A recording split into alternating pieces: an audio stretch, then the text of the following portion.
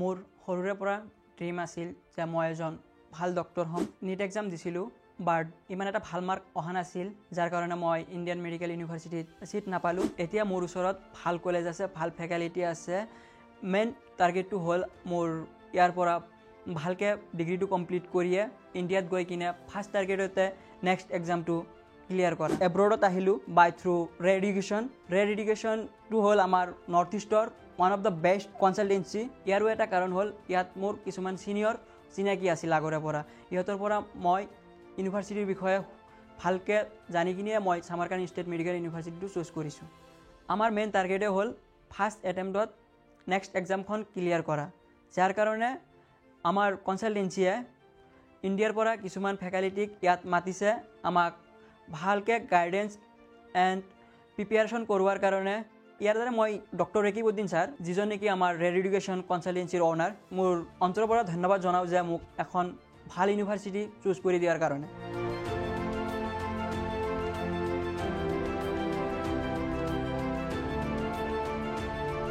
আসসালামু আলাইকুম, মোৰ নাম হজৰত আলী। মই অসমৰ দৰং ডিষ্ট্ৰিক্টৰ পৰা বিলং কৰোঁ।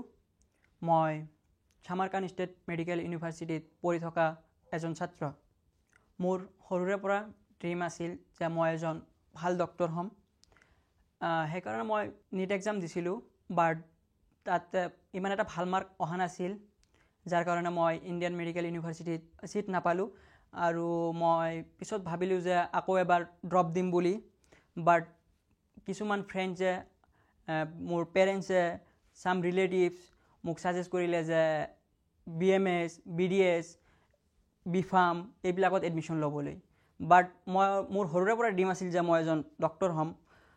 মই চিন্তা কৰি চালোঁ যে ইণ্ডিয়াত BDS, BMS ছত যিমানখিনি খৰচা হয়, এইখিনি খৰচাৰে আমি বাহিৰৰ পৰা ভাল এখন ইউনিভাৰ্চিটিৰ পৰা MBBS ডিগ্ৰী কমপ্লিট কৰিব পাৰোঁ। তো সেইকাৰণে মই এব্ৰডত আহিলোঁ বাই থ্ৰু ৰেড এডুকেশ্যন। ৰেড এডুকেশ্যনটো হ'ল আমাৰ নৰ্থ ইষ্টৰ one of the best consultancy. And তেতিয়া মই BDS, BMS, B.Pharm এইবিলাকৰ বিষয়ে মই চাৰ্চ কৰিলোঁ।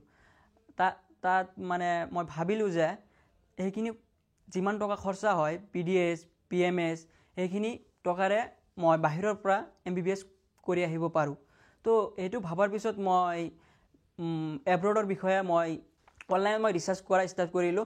ৰিচাৰ্চ কৰাৰ পিছত মই বহুতকেইখন কনচালটেঞ্চিৰ লগতো মই কথা পাতি চালোঁ। তাৰে পিছত মোৰ ৰেড এডুকেশ্যনৰ লগত কণ্টেক্ট হ'ল। তাৰপিছত ৰেড এডুকেশ্যনৰ কণ্টেক্টত অহাৰ পিছত মই মোৰ ৰিকুৱেৰটো ষ্টেট ফৰৱাৰ্ড কৰি দিলোঁ। মই ইণ্ডিয়াত পোৱা নাই বেলেগ কথা, বাট মই এজন ভাল ডক্টৰ হ'ব বিচাৰোঁ। যেনেকৈ তেনেকৈ MBBS কৰি মই চাৰ্টিফিকেট বিচৰা নাই। সেইকাৰণে মই ৰেড এডুকেশ্যনক এইটোৱে কৈছিলোঁ যে মোক এখন ভাল ইউনিভাৰ্চিটি চুজ কৰি দিব লাগে, য'ত ভাল ফেকাল্টি, হস্পিটেল এণ্ড ভাল ক্লিনিকেল এক্সপ'জাৰ হ'ব লাগে। তাৰ পাছত তেওঁলোকে কিছুমান ইউনিভাৰ্চিটি ছাজেষ্ট কৰিলে। ইয়াৰ ভিতৰত মই চামাৰকান্দ ষ্টেট মেডিকেল ইউনিভাৰ্চিটিটো চুজ কৰিলোঁ। ইয়াৰো এটা কাৰণ হ'ল ইয়াত মোৰ কিছুমান চিনিয়ৰ চিনাকি আছিল আগৰে পৰা। ইহঁতৰ পৰা মই ইউনিভাৰ্চিটিৰ বিষয়ে ভালকৈ জানি কিনিয়ে মই চামাৰকান্দ ষ্টেট মেডিকেল ইউনিভাৰ্চিটিটো চুজ কৰিছোঁ। আমাৰ এডমিশ্যন হৈ যোৱাৰ পিছত ৰেড এডুকেশ্যন কনচালটেঞ্চিয়ে আমাৰ সকলোবিলাক কাম কৰি দিয়াৰ পিছত আমাক ইয়াত আনিলে। অনাৰ পিছত ইণ্ডিয়ান হোষ্টেল প্ৰভাইড কৰিছে, Indian food and study related সকলোবিলাক বস্তুৱে প্ৰভাইড কৰিছে। ইয়াৰ দ্বাৰা মই ডক্টৰ ৰেকিবউদ্দিন ছাৰ, যিজন নেকি আমাৰ ৰেড এডুকেশ্যন কনচালটেঞ্চিৰ অ'নাৰ, মোৰ অন্তৰৰ পৰা ধন্যবাদ জনাওঁ যে মোক এখন ভাল ইউনিভাৰ্চিটি চুজ কৰি দিয়াৰ কাৰণে। আৰু ইয়াৰ পিছতে মই যদি ক'বলৈ যাওঁ আমাৰ ইউনিভাৰ্চিটিৰ বিষয়ে, আমাৰ ইউনিভাৰ্চিটিৰ আণ্ডাৰত 19খন কেম্পাছ আছে আৰু এখন কেম্পাছৰ লগত এখন হস্পিটেল এছ'চিয়েটেড আছে, যাৰ কাৰণে আমাৰ কোনো ক্লিনিকেল এক্সপ'জাৰৰ কোনো প্ৰব্লেম নাই। আৰু আমাৰ ইউনিভাৰ্চিটিৰ ফেকাল্টিৰ কথা যদি ক'বলৈ যাওঁ, আমাৰ ইউনিভাৰ্চিটিৰ ফেকাল্টিবিলাক ইণ্ডিয়ান আৰু পাকিস্তানী হয়, আৰু ইয়াৰ লোকেলো আছে, কোনো প্ৰব্লেম নাই। ইহঁতৰ ইংলিছবিলাক ঠিকে আছে, বহুত ভালে আছে। সকলোবিলাক ক্লাছত সকলোবিলাক টপিক সকলোবিলাকে বুজি পাওঁ, একো প্ৰব্লেম নাই আমাৰ কাৰণে।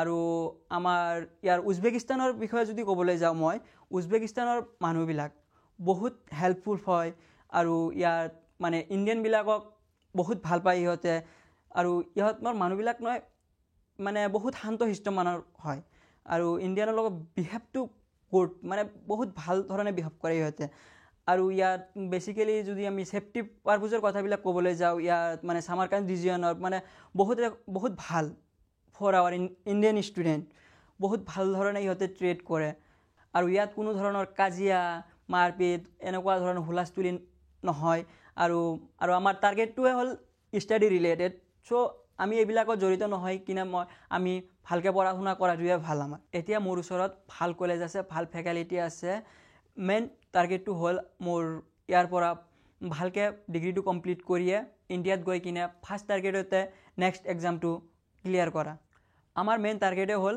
ফাৰ্ষ্ট এটেম্পটত নেক্সট এক্সামখন ক্লিয়াৰ কৰা যাৰ কাৰণে আমাৰ কনচালটেঞ্চিয়ে ইণ্ডিয়াৰ পৰা কিছুমান ফেকাল্টিক ইয়াত মাতিছে আমাক ভালকৈ গাইডেন্স এণ্ড প্ৰিপেয়াৰেশ্যন কৰোৱাৰ কাৰণে ইয়াত মতা হৈছে ইহঁতক আৰু মই আশা কৰোঁ যে ফাৰ্ষ্ট এটেম্পটতে মই মোৰ নেক্সট এক্সামখন ক্লিয়াৰ কৰিব পাৰিম